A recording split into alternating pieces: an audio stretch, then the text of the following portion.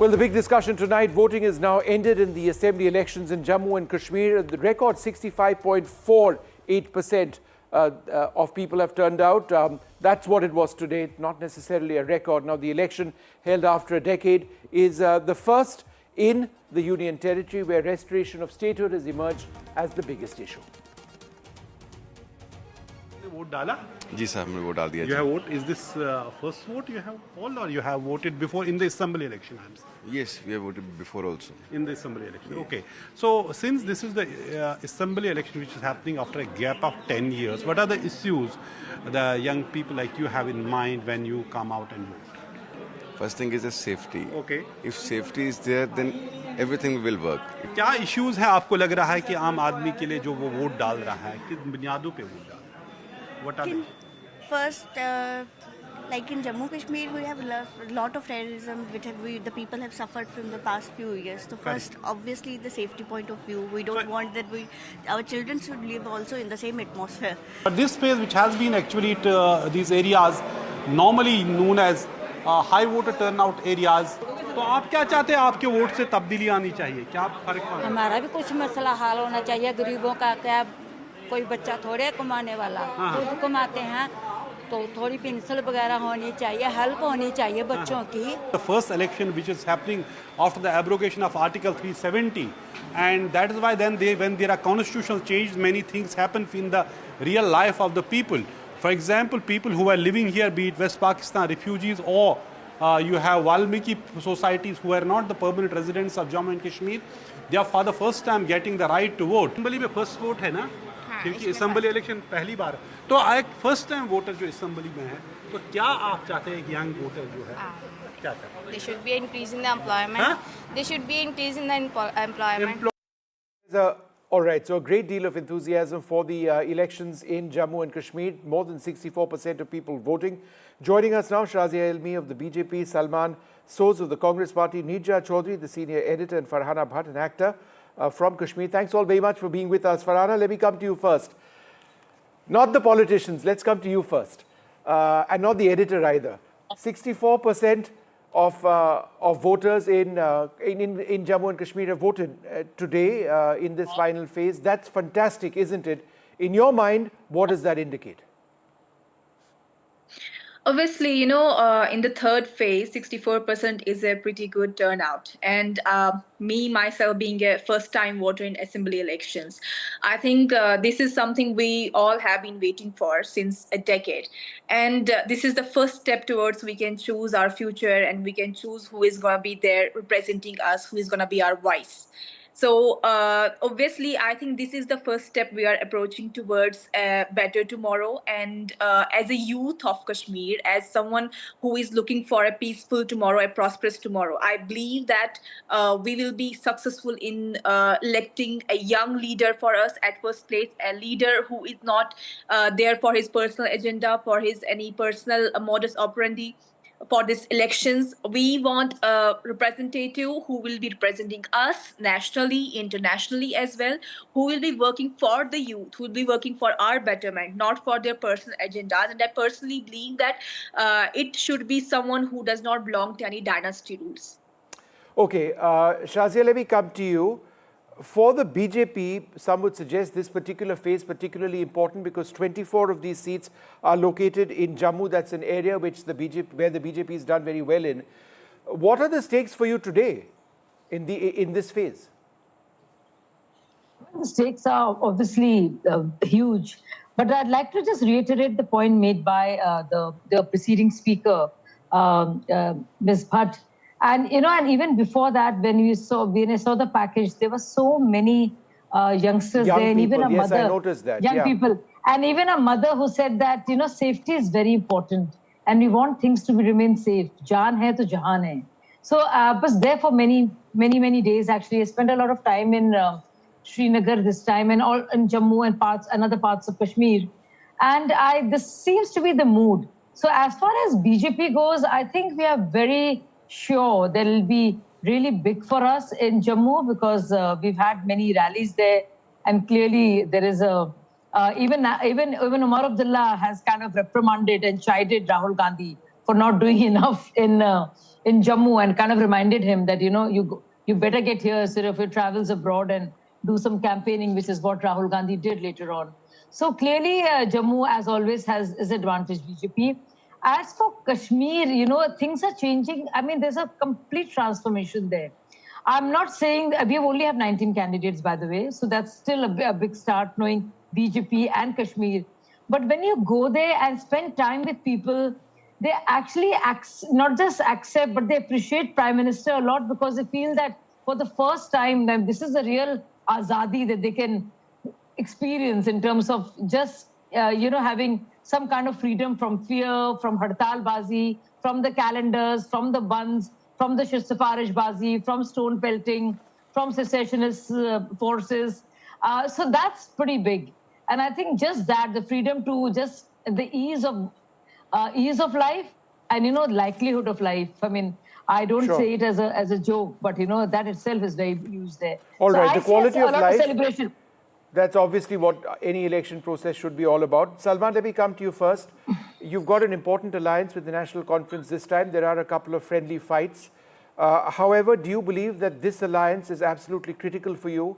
If an alliance like this existed last time around, perhaps the election results could have been quite different.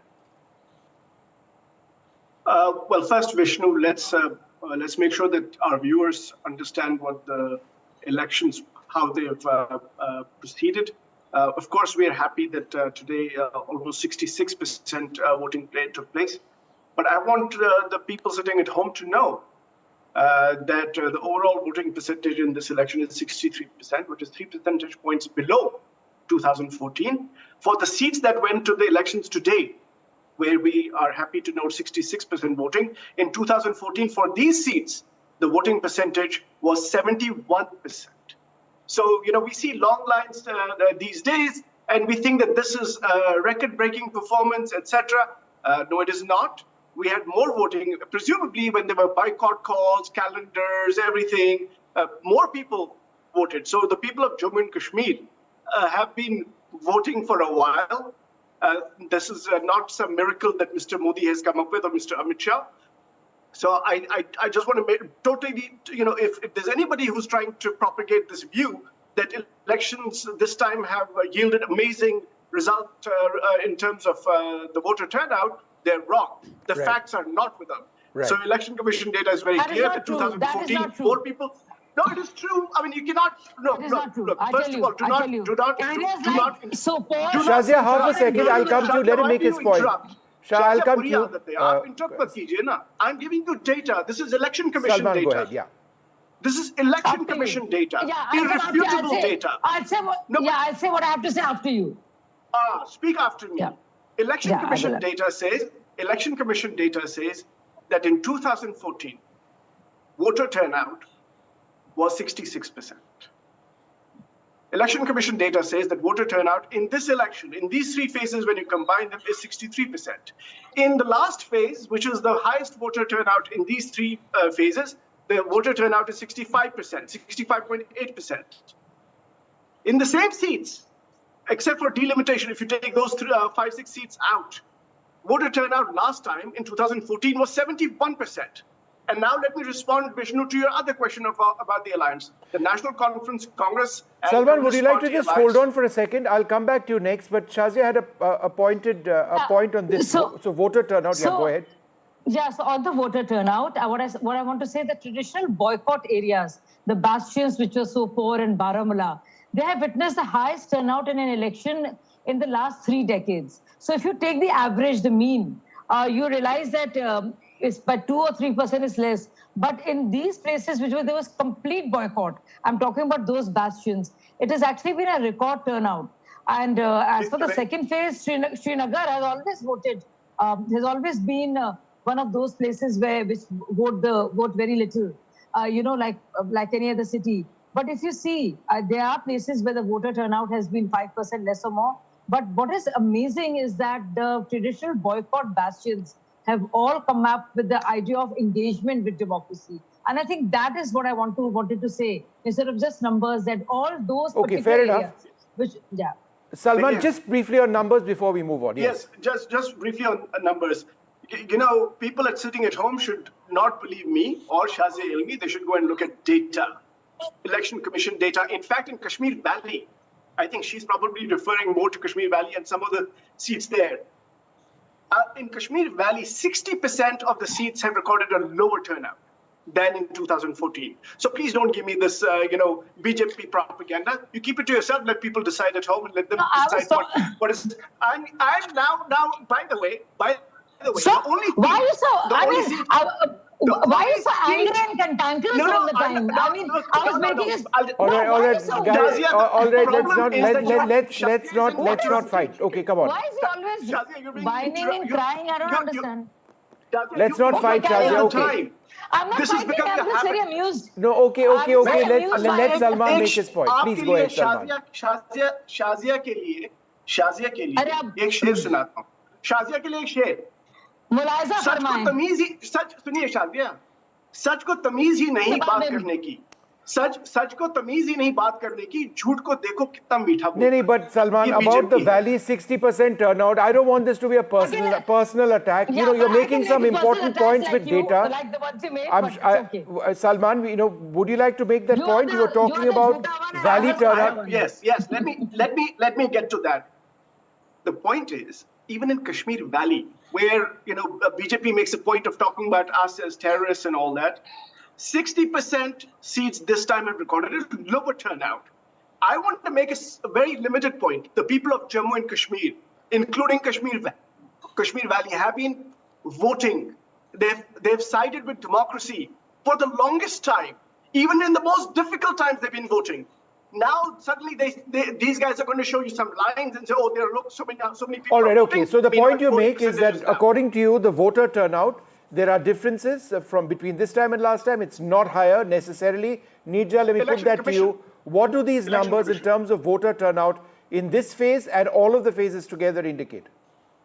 Look, to me, what they say is that the stigma about elections that used to exist in the Jammu and Kashmir is no longer there. I just spent 4 days there in the valley, and there is, even at night at 11 o'clock, there was campaigning.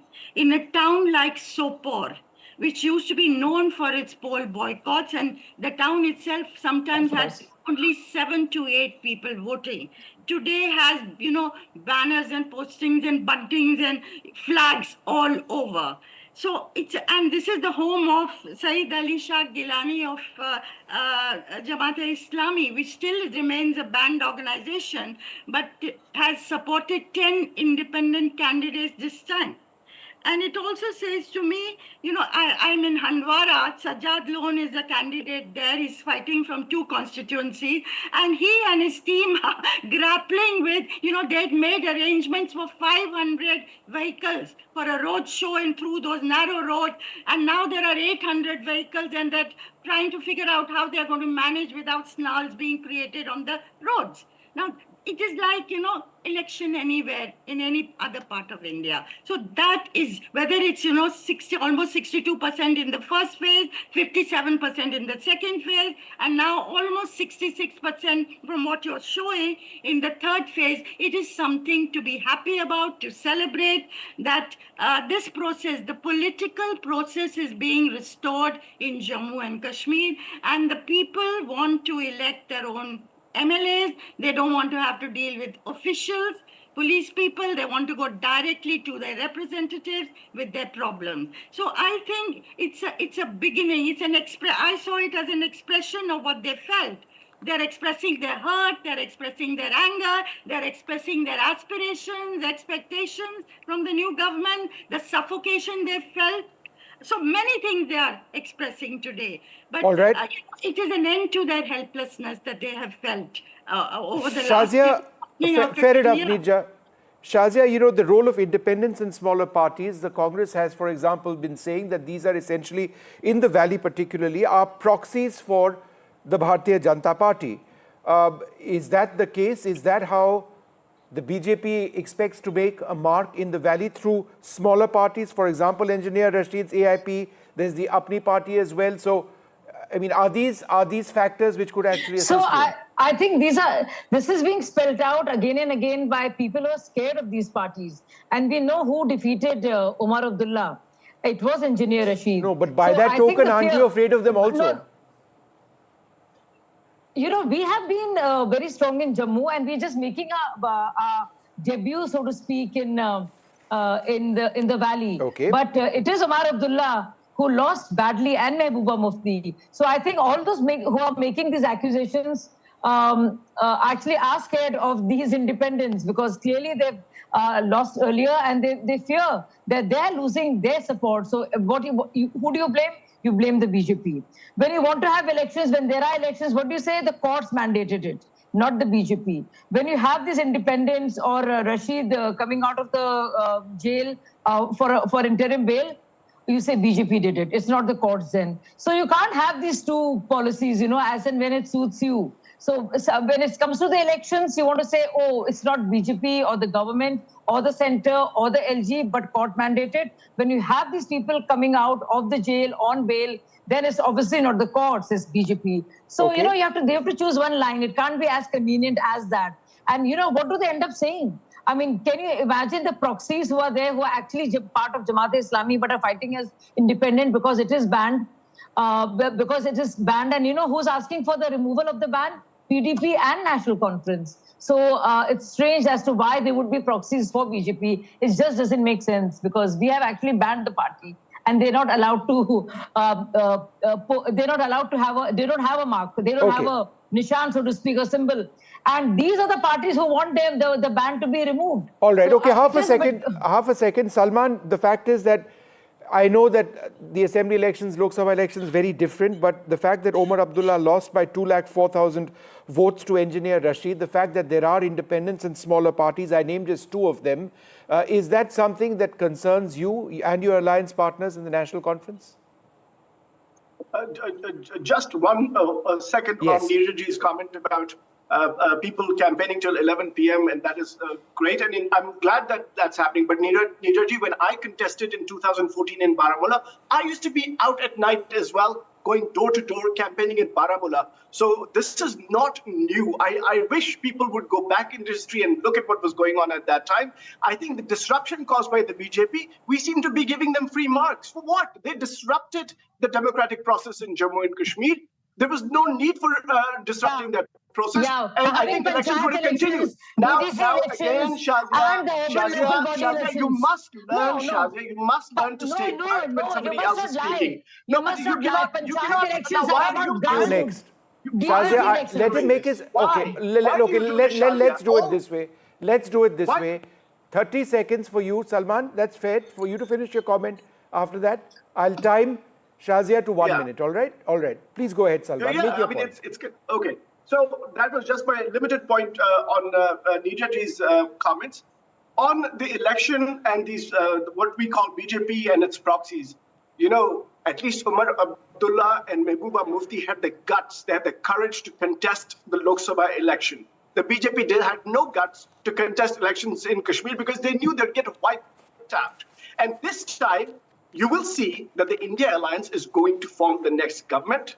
The BJP is going to eat a humble pie. All their proxies are going to be defeated.